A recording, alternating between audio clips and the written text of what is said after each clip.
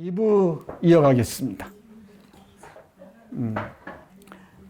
번역 문제가 중요하다고 했죠? 이 번역 문제에서 우리가 좀 눈여겨봐야 할 부분이 시와 노래들이에요. 이 소설에서 시와 노래는 상당히 의미 있는 그 기능을 합니다. 상당히 의미 있는 기능을 하는데 그 중에 요게 한번 보세요. 일단 우리가 택한 동서문화사 버전으로 보면 이렇습니다. 편지가 오긴 했지만 전사를 알리는 슬픈 소식. 아, 그이는 죽었어요. 풀숲에 버려져 있겠지. 그이의 곱슬머리, 노란 곱슬머리를 얄미운 바람이 흔들어 놓고 그의 갈색 눈을 검은 까마귀가 파먹었네. 딱 그냥 한눈에 읽히죠. 어떤 시적인 그 언어랄까 리듬 표현들이 잘 안 보이죠. 이거 백석의 번역을 한번 보세요. 편지 와서 쓰인 글자 내낭군 죽었다 하네. 죽었다 했네. 어이 죽었어 내 낭군이 나무떨기 밑에 나가 누웠어. 글쎄 그의 감아올린 머리 연한 밤빛 머리 바람 맞아 이것은 흩어져 날리고 글쎄 그의 눈 짙은 밤빛 눈 시꺼먼 까마귀 와서 쫓노나. 전혀 다르죠. 요 리듬들 보세요. 리듬들. 운율들 맞추는 거. 이거 한편의 시들이에요. 네, 이 백석의 번역과 우리의 동서문화사 판본을 여기 보면 이런 낙차가 아득할 정도입니다. 이와 함께 이 소설에서 노래나 시가 갖는 기능이랄까 역할도 주목해야 됩니다. 이게 소설이 서사가 진행되는 과정을 압축해서 보여주기도 하고요. 또는 미리 그 미래를 예상할 수 있는 실마리들을 제공하기도 합니다. 그리고 군인들이나 여성들의 심리 상태를 보여주기도 해요. 이 많은 적지 않은 그 노래나 시들도 잘 보시기 바랍니다. 번역의 미학과 관련해서는 완전히 다른 강의를 해야 될 겁니다. 여기서는 그럴 수는 없으니까 이 정도 맛배기만 보는 걸로 하겠습니다. 이 풍경 묘사인데 고요한 돈의 특징 중에 하나가 풍경 묘사가 기가 막히다는 겁니다. 이 풍경 묘사는 그 자연을 단순히 묘사하는 선을 벗어나서 인물들의 심리, 역사적인 그 흐름, 상황들, 여러 요소들을 풍경들이 안고 있습니다. 이 풍경 묘사와 관련해서는 러시아 문학사에서 뚜로겐네프를 빼놓을 수가 없는데요. 특히 뚜로겐네프의 사냥꾼의 수기는 놓치면 안 됩니다.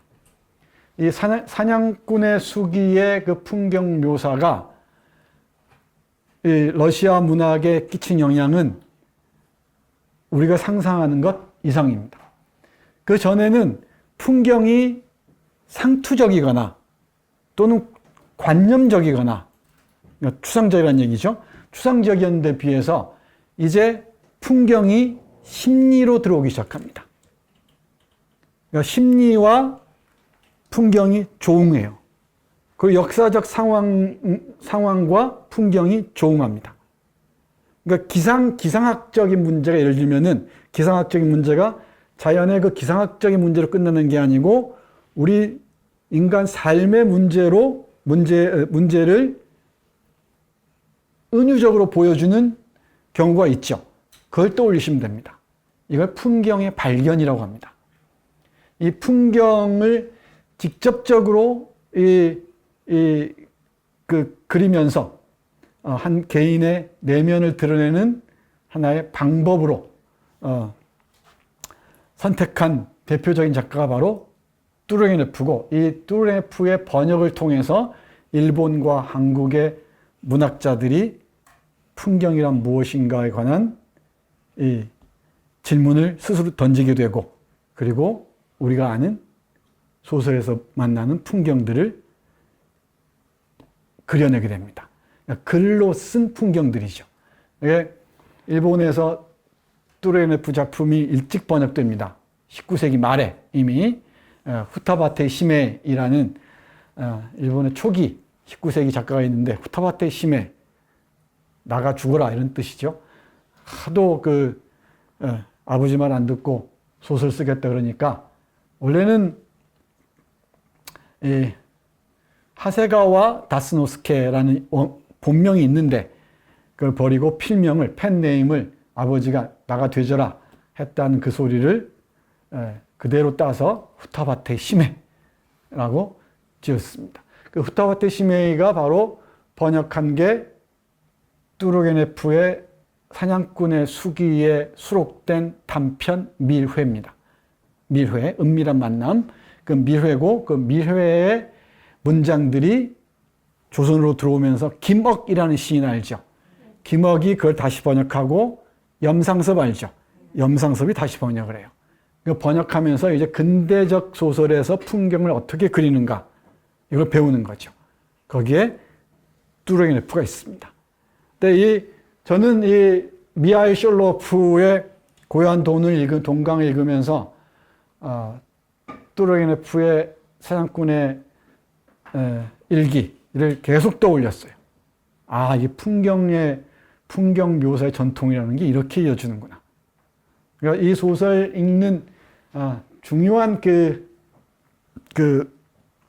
맥 중에 하나가 풍경을 어떻게 읽을 것인가예요. 문장을 읽는 맛이 보통 작품이 있는 거하고는 전혀 다릅니다. 그래서 혹시 읽으시거든 풍경들 놓치지 마세요. 풍경들. 자, 한번 볼까요? 백석본과 조금 이따 같이 보겠습니다. 부활절 전날 밤에는 하늘이 온통 시커먼 구름으로 덮이고 빗방울까지 뚝뚝 떨어졌다. 칙칙한 어둠이 마을을 짓누르고 있었다. 돈강 수면은 이미 어둠에 가라앉고 길게 우는 듯한 신음소리를 내며 얼음이 깨졌다. 그 깨진 얼음덩어리에 눌려있던 얼음 하나가 끼익거리는 소리를 내며 물속에서 떠올랐다. 강의 얼음은 마을에서 첫 번째 길모퉁이까지 4km나 되는 범위에 걸쳐 단번에 깨졌다. 얼음이 떠내려가기 시작했다. 12복음을 치는 교회의 율동적인 종소리에 따라 동강 수면에서는 여러 개의 떠도는 얼음덩어리가 양쪽 기슭을 뒤흔들면서 깨지고 서로 부딪혔다. 돈강이 곱사등이처럼 왼쪽으로 구부러진 모퉁이에선 얼음덩어리가 뒤엉켜 혼잡을 이루었다. 앞서 나가려고 서로 비벼대는 얼음덩어리의 삐걱거리는 소리가 마을까지 들려왔다. 이렇게 그리고 있어요. 그럼 백석본을 한번 보겠습니다. 여기 위에를 잘 따라오세요. 위에 것을. 부활제 전날 밤 하늘에는 앞가슴이 시커먼 비구름이 끼더니 비가 후두둑거렸다. 축축이 습기를 머금은 어둠이 불악을 내리눌렀다. 돈에서는 벌써 땅거미 들 때 연속되는 자지러진 소리를 내면서 얼음이 우적거리더니 커다란 얼음장 하나가 부서진 숱한 얼음들에 쌓여 부적부적 소리를 내며 선참으로 물 위에 떴다. 얼음은 불악에서 제일 가까운 물구비까지 대번에 4베르스타나 쭉 갈라져 나갔다. 유빙이 시작되었다. 12복음을 치는 교회당의 한결같은 종소리에 맞추어 돈에서는 기슭을 뒤흔들며 얼음장들이 서로 부딪히고 꺼져 나갔다. 돈이 휘우둠이 위쪽으로 돌아가는 물구비에서는 겹겹이 얼음이 뒤쌓였다. 우릉우릉 부적부적 기어오르는 얼음 소리가 불악까지 들려왔다. 놀랍죠? 이건 극히 일부입니다. 극히 일부입니다. 그 대사도 그렇고요. 이런 묘사가 정말 어렵거든요. 글 쓸 때. 행동 묘사도 그렇고 풍경 묘사뿐만 아니고 행동 묘사도 그렇습니다. 간곡히 부탁드리는데 여러분들이 제 부탁을 안 들어주시면은 제가 오체 투지를 하든지 뭐 하든지 할 겁니다. 이 백석의 줄거리를 아니까 이제 백석본을 보시면서 풍경들만 꼭 읽어보세요. 천천히. 우리 만난 거 아껴 먹듯이 뭐 빨리 읽어야지 이런 거 말고 천천히 한 달락씩이라도 천천히 읽어보십시오. 그러면은 우리 마음도 정화되고 언어로 이런 표현도 가능하구나. 그 황홀경에 아마 기쁨의 소리를 올릴지도 모르겠습니다. 이 풍경 묘사는 풍경으로 끝나는 게 아니고 심리와 역사적인 그 흐름, 그죠? 그리고 삶의 리듬들까지를 아우르고 있습니다. 그리고 이 내란의 항복판에서는 이 풍경과 추억이 어떻게 엇갈리는지 이런 부분도 참 중요합니다. 잠깐 보겠습니다. 1353쪽. 이 풍경과 내란의 항복판에서 풍경과 추억이 어떻게 어울리는지 한번 보세요. 거기에 있는 모든 것이 눈에 있고 어떤 나무를 보더라도 추억이 되살아났다. 길은 소녀의 들을 달리고 있었다. 해마다 성 베드로제 날에는 초원을 흩뿌린 다음에 카자크들이 그곳에서 보드카를 마셨다. 알요시카의 숲은 곧처럼 초원으로 쑥 나와 있었다. 훨씬 이전 그 무렵은 아직 이름도 없던 그 숲에서 이리가 타타르스키 부락 주민이던 알렉세이 아무개의 암소를 잡아먹은 적이 있었다.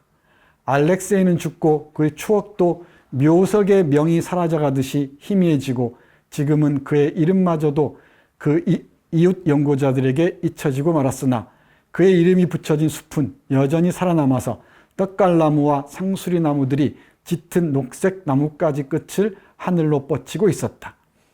타타르스키 사람들은 잠시도 없어서는 안 되는 가재도구를 만들기 위해 그 나무들을 잘라 쓰러뜨리긴 하지만 봄이 되면 힘차게 뿌리를 뻗은 그루터기에서 어린 싹이 왕성하게 돋아나고 얼마간은 성장이 눈에 띄지 않다가도 어느 해 여름이 되면 다시 알요시카의 숲은 가득히 뻗어난 나뭇가지들의 공작석 같은 녹색으로 휩싸이고 가을에는 황금 미늘 옷을 걸친 듯이 아침 이슬에 젖어 타는 듯이 번쩍이는 떡갈나무의 붉은 잎새들로 빛나곤 했다.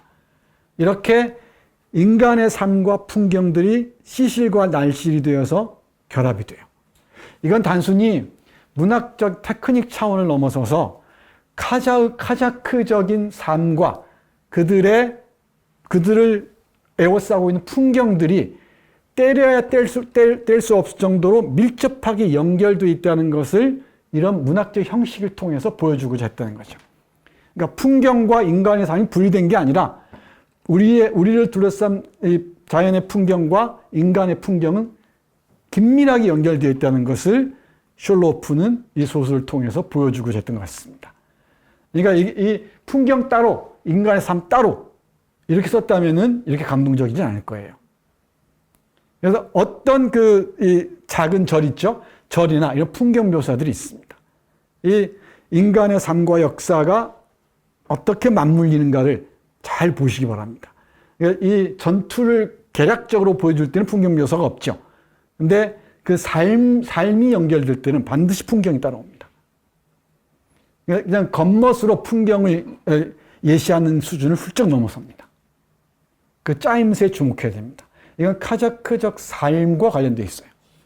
대지에 뿌리 내린 카자크적인 삶이 바로 이 풍경과 맞물리면서 이 소설에서 대단히 훌륭하게 형상화되고 있는 것이죠. 이게 셜로프적 풍경입니다.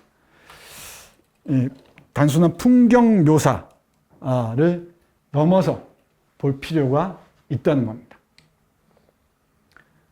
이런 상황 속으로 전쟁이 침입해 들어옵니다. 처음에는 1차 세계대전이, 그리고 1차 세계대전 중에 전개된 혁명으로 촉발된 내전이 이 타타르스키 마을을 정말 초토화시켜버리죠.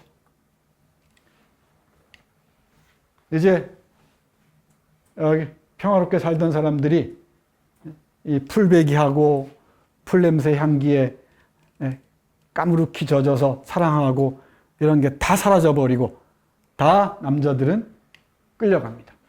노는 러시아와 오스트리아 국경입니다. 5일째 되던 날 군용열차가 카자크들을 보병 연대며 표병들과 함께 노 국경으로 실어갔다. 전쟁이다. 정거장에 도착할 때마다 사람들이 몰려 나와서는 카자크의 표지인 바지 옆줄, 빨간 줄이 있습니다. 빨간 줄, 바지 옆줄이나 들에서 그을린 얼굴들을 신기한 듯 감탄하는 눈길로 바라보았다. 여기 보세요. 카자크의 표지인 바지 옆줄이나 그을린 얼굴. 일단 복식도 다르고 외모도 다르죠. 이걸 다른 사람들은 구경하듯이 바라보는 거예요. 신기하듯이. 그러니까 소수자인 거죠. 그래서 러시아하고 싸운다 이런 얘기가 많이 나와요. 러시아하고는 카자크는 적대적인 어떤 선이 가로놓여 있었던 겁니다. 전쟁이다. 신문은 마구 떠들어댔다.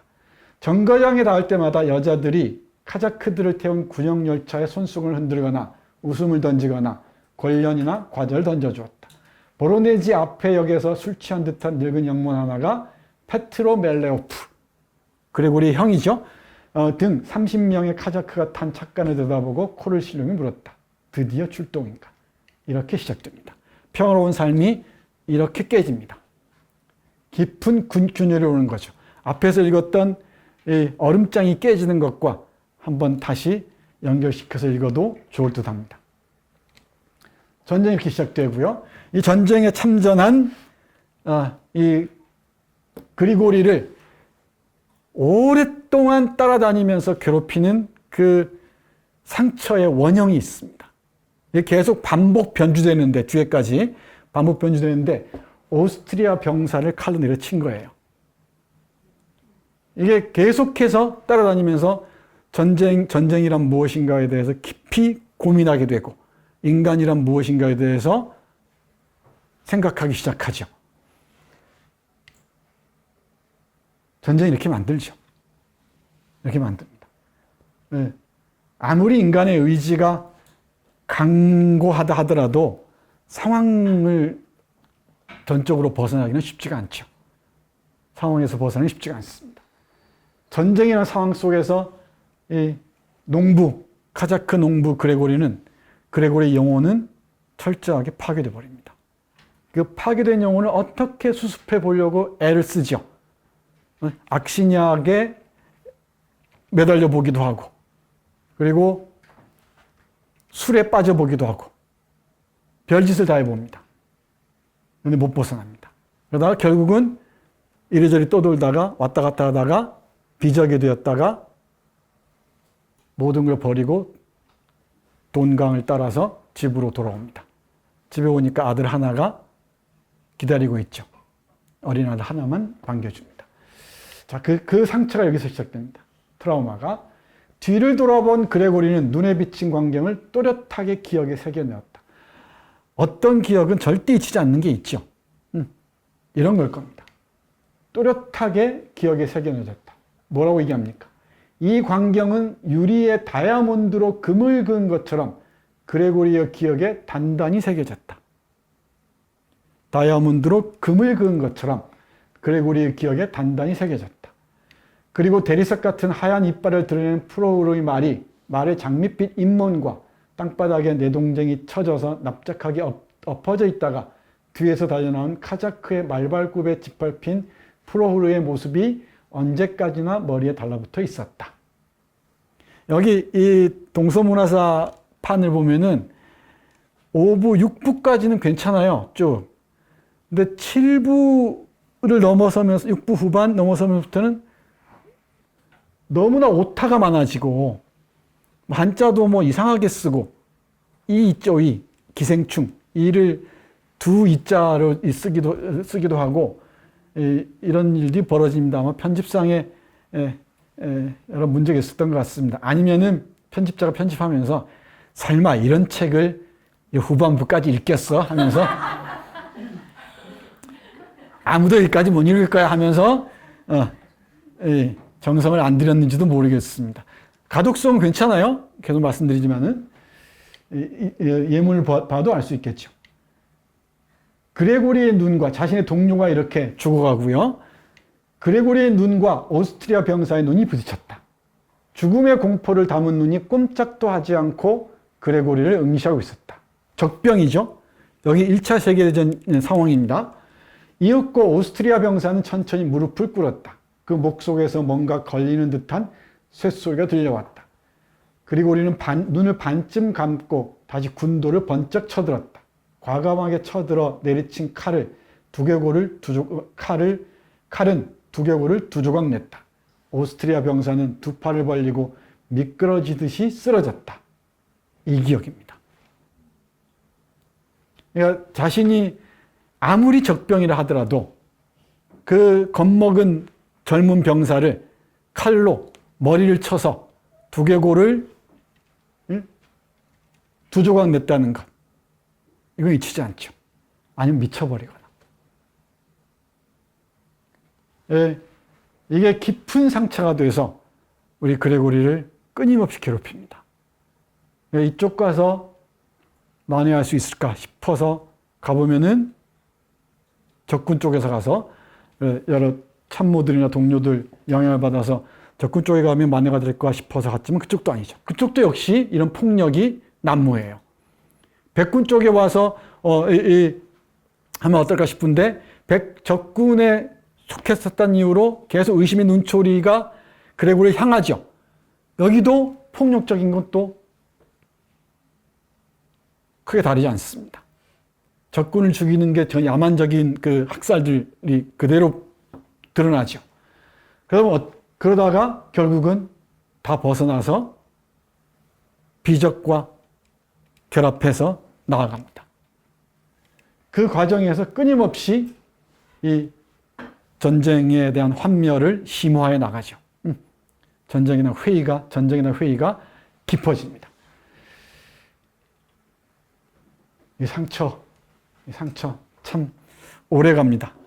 간신히 치유됐다 싶으면은 도지고 하는데 역사를 살아가는 우리의 운명인지도 모르겠습니다. 싸워요. 열심히 싸웁니다. 그러니까 훈장을 주고 그러죠. 어디 상처를 입었을 때 모스크바인가요? 모스크바의 병실에 갔을 때 어떤 공작이 찾아오죠. 찾아와서 위로하고 그러는데 그 훈장의 대가라는 표현이 나와요.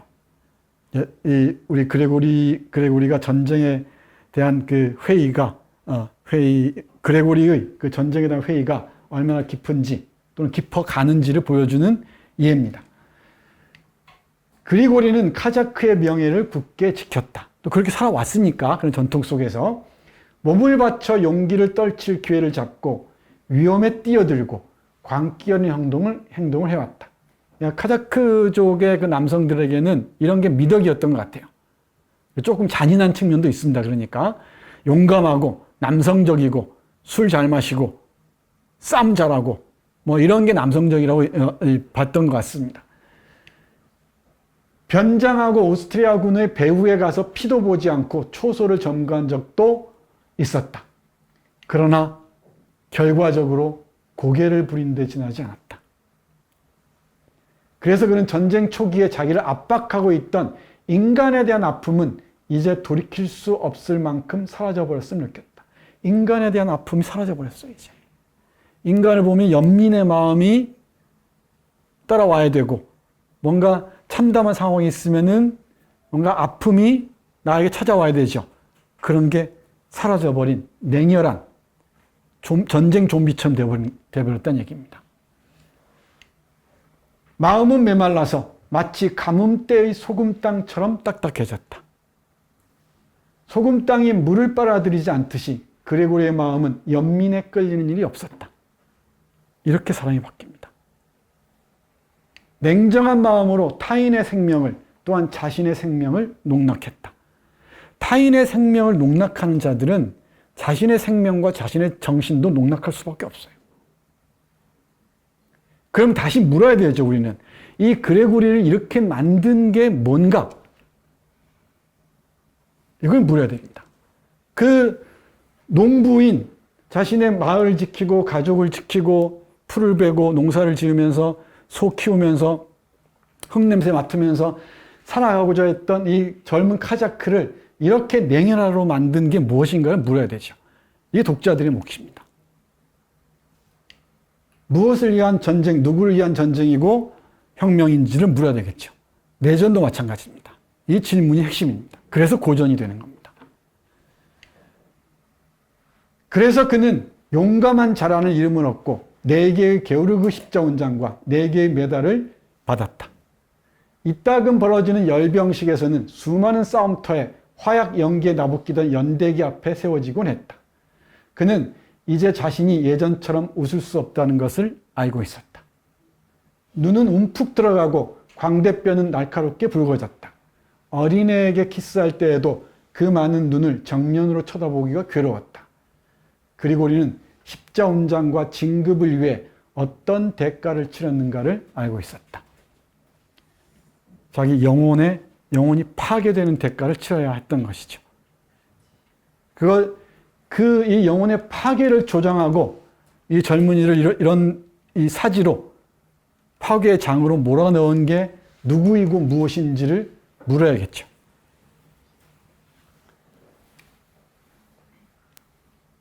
이 싸움은 여러 가지 고민을 합니다. 그 트라우마를 안고 내가 뭘 위해 싸웠는가를 계속 고민하죠.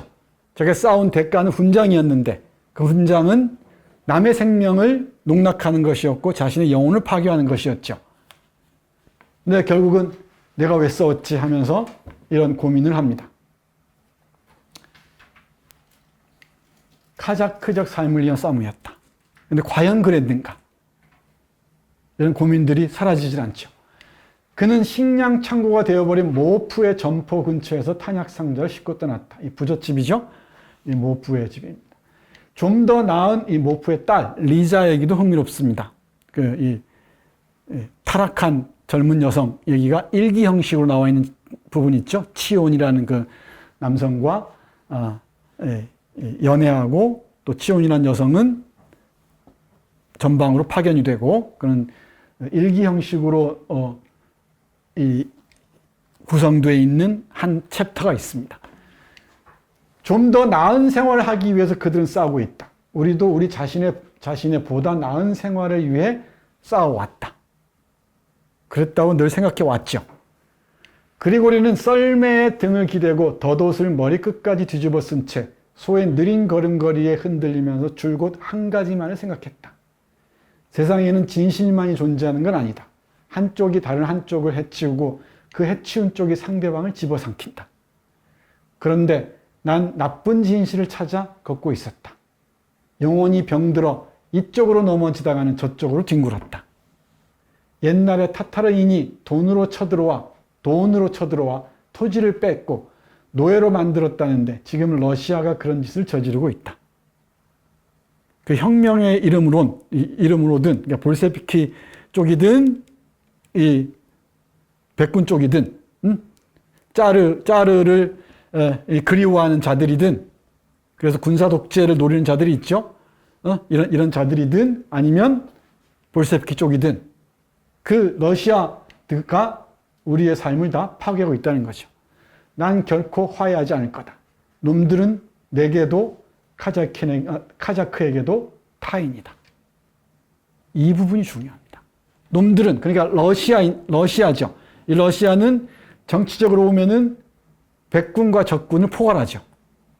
그죠? 내전을 벌이고 있는 백군과 적군을 아우르는데 이 백군은 짜르 체제를 옹호하는 세력들이에요. 그리고 볼셰비키는 급진적으로 이걸 무너뜨리고 평등을 슬로건으로 내세웠지만 폭력적이라는 얘기죠. 다 나와 카자크에게는 타자다. 그들과 화해하지 않을 것이다. 나의 싸움은 카자크적인 삶을 위한 것이다. 나의 삶을 위한 것이라는 거죠. 카자크는 이제 제정신을 되찾으려 하고 있다. 전선은 이미 버려졌다. 하지만 지금은 그들도 나처럼 이미 너무 늦었다. 이런 회한 섞인 이런 고민들을 펼쳐놓습니다. 그러다가 적군에서도 벗어났죠. 이게 결국은 백군에서도 이 러시아에서 온 카자크가 아닌 자들이 이 사단장인 그레고리를 함부로 대하죠. 그러니까 명령을 거부합니다. 예, 이 사유할 줄 아는 인간이 위법적인 상황을 거부하는 것, 이게 우리의 많은 생명을 구하기도 하죠. 또 역사의 물줄기나 흐름을 바꿔놓기도 합니다. 그레고리의 명령 부분이 감동적으로 와닿습니다. 결국 그레고리가 선택하는 것은 러시아적인 삶이 아니고, 즉 볼세비키적이거나 짜르적인 그런 기득권층을 위한 거나 아니면은 무산자들 위한 그런 싸움이 아니고 카자크적인 삶을 위한 것. 내 고유의 삶, 독자적인 삶, 오래된 대지에 뿌리 내린 그런 삶들을 위해서 싸워야 한다는 것이겠죠. 이게 가장 강력한 숄로프의 메시지가 아닌가 싶어요.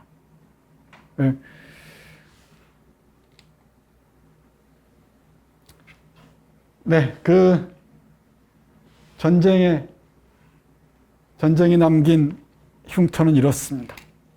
이 전쟁과 혁명, 그리고 내란이 남긴, 여기서 내란이 표현을 쓰죠. 내란이 남긴 이 흉터는, 상처는 이렇습니다. 판텔레이 프로코피에비치의 그 시점에서 그려지고 있습니다. 판텔레이 프로코피에비치의 소나기 위해서 일가족은 제각기 떨어져 나갔다. 가족이 해체돼 버립니다. 죽거나. 그와 노파, 일리치나인가요? 그렇죠? 그와 노파, 두 사람만이 달랑 남게 되었다. 의외로 또한 급속히 육친의 관계가 파괴되고 서로 간의 따뜻한 정이 사라지고 대화에 있어서도 더더욱 빈번하게 안타까움과 엇갈리는 사태가 나타나게 되었다. 식탁을 같이 쓰면서도 이전과 같이 한 덩어리로 뭉쳐진 사이좋은 가정이 못되고 우연히 모여든 사람 같았다. 낯선 사람들 같았다는 거죠. 늘 경계해야 되는 사람들 같았다는 겁니다. 전쟁이 그 모든 것의 원인이었다. 그래서 나쁜 정치가는, 폭력적인 정치가는 늘 이런 분열들과 이 해체를 조장할 수밖에 없습니다. 그걸 가로지르는 감정은 증오와 혐오죠. 가장 나쁜 감정들이, 부정적인 감정들이 그 한 사회를 장악하게 됩니다. 위태롭죠. 전쟁이 그 모든 것의 원인이었다. 전쟁은 그를 맥도 못 추게 만들고 이전과 같은 일에 대한 열성을 그에게서 빼앗아가고 창남을 잃게 하고 그의 가정에 불화와 혼란을 가져다 주었다. 우리가 겪어왔던 바들이죠. 또 지금도 어쩌면 겪고 있는지도 모르겠습니다. 폭풍이 가냘픈 보리밭 위를 지나가는 것과도 같이 전쟁이 그의 생활 위로 지나갔습니다. 예외가 없습니다. 하지만 보리는 폭풍이 지나간 뒤에도 일어서고 햇살을 받아 그 아름다움을 자랑하지만 노인은 이제 다시 일어설 수가 없었다. 정말 일어설 수 없을 정도로 괴멸적인 타격에 직면한 거죠. 100여 년 전에 쓴 이 소설이 저 먼 땅, 이곳에서 어떻게 재현될 것인지 참 조마조마합니다. 그리고 두렵습니다. 대지는 점점 황량해집니다. 풍경이 계속 중요하다고 그랬죠? 시시고 날씨처럼 이어집니다. 이 이후에 남긴 이 대지가 어떻게 얼마나 황량한지 이 부분은 잠깐 읽어보겠습니다. 1724쪽입니다. 들녘에는 연보랏빛 안개가 자욱히 끼어 있었다. 토지가 메말라서 풀들도 자라지 않았다. 봄에 씨를 뿌릴 곡물을 위해 일구었던 밭도 사막의 모래 이랑같이 되었다. 토양은 자꾸 바람을 쐬고 있는데도 타타르스키 불악의 밭에는 사람 모습이 전혀 보이지 않았다. 불악에는 몇몇 나이 많은 노인들이 남아있을 뿐이었다. 피난했다가 마을에 돌아온 사람들은 꼼짝 못하게 된 동상 환자와 병든 카자크들 뿐이었다. 밭에서는 여자들과 아이들만이 움직이고 있었다. 바람은 인기척이 없는 마을의 먼지를 소용돌이 치고 농가의 미늘창을 탁탁 두들기고 헛간의 지프로 이은 지붕을 마구 휘저었다. 금년은 보리수확이 없을 거야. 밭엔 여자들 뿐인데 게다가 세 집 중 한 집밖에는 씨조차 뿌리지 않았거든. 죽은 토지에서는 아무것도 생겨나지 않아. 노인들은 말했다. 사람들만 죽고 흩어진 게 아니라 대지마저도 죽어버리고 고갈돼 버린 것이죠. 이제 삶이 이렇게 파괴되는 지경에 이른 겁니다. 여기 그리고리가 갈 길은 많지가 않습니다. 떠도는 수밖에.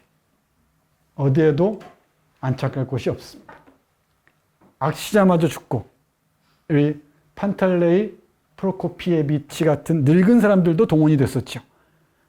동원 중에 죽죠. 그리고 악시냐도 죽습니다. 자, 이런 감동적인 장면들이 많이 있는데요. 그 중에 저를 눈물 짓게 했던 장면입니다. 한국 문학에서 그 허준의 걸작 잔등이 있는데, 잔등이라는 소설 혹시 들어보셨습니까? 잔등이 있는데 그 잔등을 떠올리게 하는 장면입니다. 여기 이 소설이 1946년에 쓰여졌어요. 잔등이. 허준 아주 탁월한 모더니스트입니다. 여기 한 장면이 이렇습니다. 전쟁이 끝났어요. 2차 세계대전이 끝나니까 이제 전재민들, 피난민들이 다 밀려오겠죠. 일본인들이 특히. 일본인들이 거지 행색도 그런 거지 행색이 없는, 그런 거지 꼴이 없는 그런 모습으로 애새끼를 데리고 젊은 처자가 거지처럼 찾아듭니다. 국밥집에를. 찾아든 그 거지에게 일본인이죠. 여성에게 할머니가 국밥을 퍼줍니다. 근데 이 할머니는 자기 아들을 잃은 사람이에요. 독립운동한다고 해서. 그 잃은 그 할머니가 일본인들에게 자기 자식을 빼앗긴 이 할머니가 이 상거지가 된 이제 패배해서 일본이 패배한 바람에 상거지가 된 일본인 여성에게 국밥을 퍼줍니다. 이걸 이제 허준은 하나의 희미한 불빛이라고 얘기를 하죠. 이 어두운 밤에. 그 장면이 떠올랐습니다. 여기 적군, 그러니까 볼셰비키족이죠. 적군 병사가 미친 듯이 막 노래를 불러요. 뭐가 미치광이처럼. 노래를 부르고 그 이상한 행동을 합니다. 그러니까 어떤 노파가 이렇게 얘기합니다. 병든 사람아, 노래 좀 그만 부르게. 엉뚱한 짓으로 나를 속이려 해봤자 소용없네.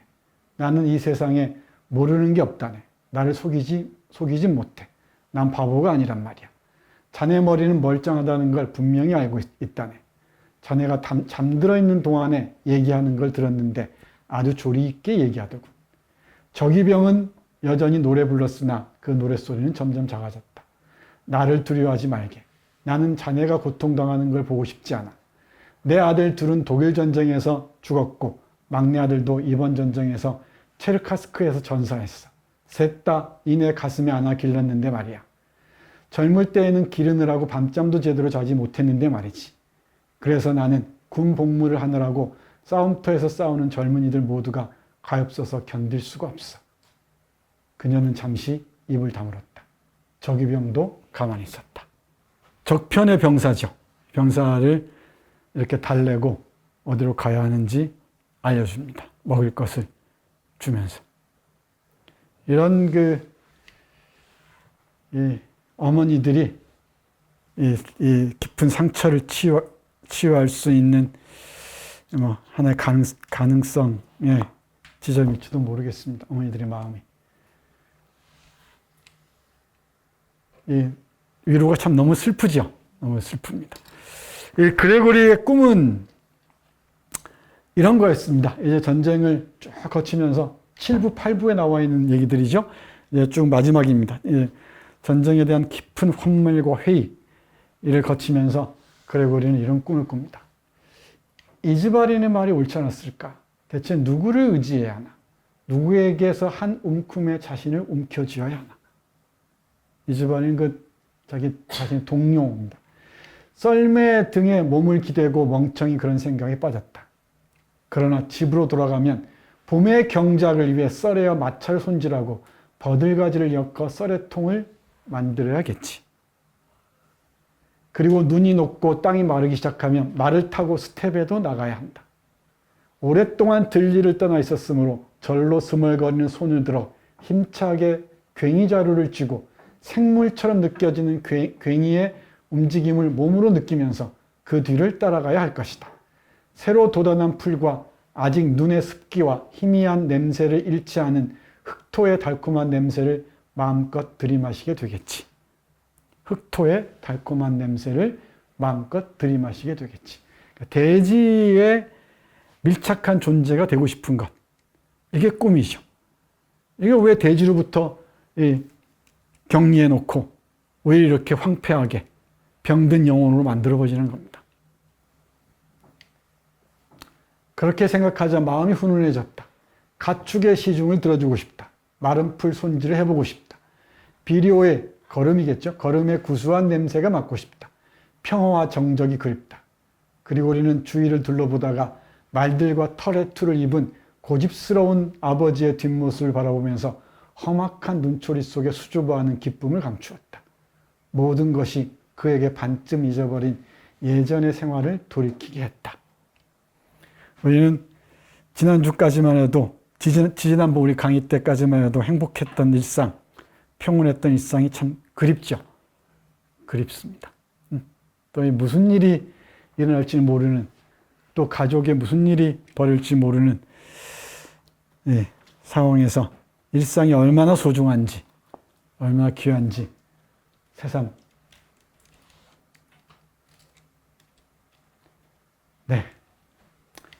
예전의 생활, 좋았던 예전의 생활을 생각하면서 그레고리의 큰 이 행정을 일단 대략적으로 따라왔습니다.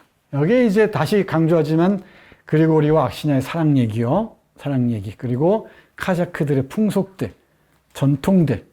그죠? 그것도 놓치지 말아야 되고요. 그리고 혁명 당시 약탈 행위들. 이 적군이든 백군이든. 그리고 야만적인 학살들. 그죠? 그 뒤에 또 하나 중요한 게 역사적인 인물과 허구적인 인물이 서로 교차합니다. 이 장면도 상당히 흥미로워요. 예컨대 그 장군 이름이 뭐죠? 실제로 그 중요한 장군이 있었는데, 쿠즈노프 말고 코르닐로프. 코르닐로프 실제 인물입니다. 실제 인물이에요. 실제로 이 사람이 그 케렌스키를 뒤엎고 군부 독재를 이를테면 쿠데타 비슷한 걸 하려고 그랬죠. 자기가 백군의 정권을 장악하려고 했어요. 그 실존적인 인물들이 있습니다. 그리고 여기 나오는 영국군과 프랑스군, 연합군이 와서 백군하고 만나는 장면이 있죠. 그 장면도 실존 인물들입니다. 그러니까 실제 역사적 사실과 허구적 사실이 어떻게 만나는가 따지는 것도 대단히 흥미롭습니다. 예를 들면 벽초 홍명의 임꺽정에서 화담, 서경덕, 그 다음에 퇴계 이황 등장하거든요. 황진이도 등장하고, 이런 또 온갖 그 조광존이 뭐냐, 맞죠? 이런 사람들이 다 등장을 해요. 남곤이니 뭐 이런 사람들이. 근데 여기에 또 허구적인 인물들이 있단 말이에요. 그러니까 역사에 실존했던 인물들과 허구적인 인물들이 어떻게 교차하는가, 이걸 따지는 것도 대단히 흥미롭습니다. 그리고 또 강조해 마지 않지만은 이 풍경 묘사와 인간의 삶이 어떻게 결합되어 있는지, 이걸 찾아보는 것도 흥미진진합니다. 그리고 권력을 가진 자들의 횡포와 폭력과 이기주의. 여기 노보리시스크에서 그 배에 올라타고 가는 장교들 있죠. 귀족들. 얘들의 문제. 또, 이 문학 관계사, 비교 문학적 관점에서 보면은 러시아 문학과 동아시아 문학, 일본 문학과 한국 문학의 관련성. 이거 대단히 흥미롭고요. 백석이 러시아를 잘했다 그랬죠. 백석이 러시아를 잘했는데 실제로 적백 내전에서 패배한 백군과 동료들 또는 뭐 그 관계된 사람들이죠. 그러니까 귀족들이 주를 이루겠죠. 이 사람들이 대거 유럽이나 아시아로 나옵니다. 그 사람들이 털을 잡은 곳이 하얼빈이에요. 그 하얼빈이 러시아적인 건축물도 많고 러시아적 문화가 아주 활성화되어 있었습니다. 거기서 직접 러시아 오케스트라 연주하는 음악을 듣고 소설을 쓰고 한 사람이 우리가 잘 아는 이효석이에요. 이효석의 그 벽공무환이라는 장편 소설과 하얼빈이라는 소설 같은 게 그때가 배경입니다. 그리고 백석이 함흥에 있을 때, 함흥 영생 고보의 영어 선생할 때 다니면서 배웠던 그 러시아 선생이 바로 그 흐름에서 온 사람들이에요. 그리고 화진포에 가면은 김일성 별장 이런 게 있죠. 그게 러시아인들이 쭉 따라오면서 세운 별장들입니다. 이게 다 그 흐름들입니다. 이 얘기하면 끝도 없으니까 이 정도만 하겠습니다. 이 정도만 하죠. 이 그레고리가 이 꿈을 찾아갈 수 있을까? 그래서 마지막은 이제 피난에 실패하죠. 배를 타는데 실패하고 이래저래 비적으로 떠돌다가 모든 걸 잃어버리고 마지막 기둥이었던 버팀목이었던 악신야까지 잃어버리고 집으로 혼자 돌아옵니다. 아들도 둘 중에서 하나만 기다리는 미슈토칸가 하나만 기다리는 그 허전하고 황량한 집으로 돌아옵니다. 마지막 장면이 이렇죠.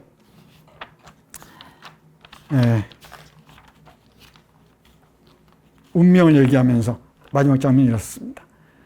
그는 아들을 팔에 안고는 자신이 태어난 집 문 앞에 섰다. 그것이 그의 인생에 남겨진 모두였다. 폐허처럼 바뀐 집, 그게 모두였다.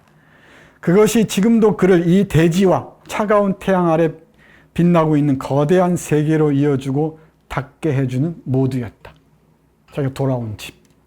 이게 이 태양 아래 빛나고 있는 거대한 세계로 이어주고 그곳에, 그 세계에 닿게 해주는 모든 것이었다는 거죠. 여기에 새롭게 출발해야지.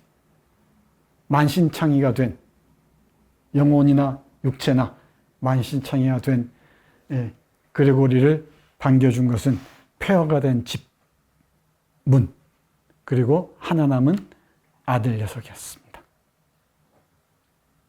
그 다음은 우리가 생각해야 됩니다. 네. 다 알겠죠? 고요한 돈이고요. 이게 1월 서각에서 나온 7권짜리 고요한 돈강입니다. 이것도 번역 관련해서 여러 가지 문제들이 많이 있습니다. 이게 셜로호프 단편선. 이건 강력하게 추천합니다. 셜로호프 단편선. 네. 뷰센스카에 가면은 우리 셜로호프의 동상이 있다 그러네요. 그리고 돈강요에 가면은 이런 동상이 있대요. 영화에도 나오는 장면이죠. 이 말을 탄 그리고리와 물지개를 쥐고 돈강에서 물을 퍼서 올라오는 악신야.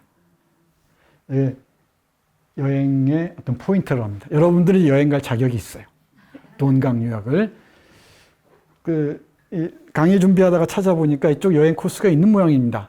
여기 나오는 다 코스예요. 철도 코스가. 제가 다른 데는 여행을 갈 생각이 별로 없는데 여기는 한번 가보고 싶습니다. 여기가 워낙 혼란스러워서 지금 그 기회가 올지 모르겠습니다. 이게 고요한 돈 58년, 59년 영화입니다. 유튜브에서 볼 수가 있습니다. 유튜브에서 볼 수가 있습니다. 조금 화면이 화질이 안 좋긴 한데 그나마 이해하는 데는 어렵지가 않습니다. 시간이 길어요. 5시간이 넘습니다.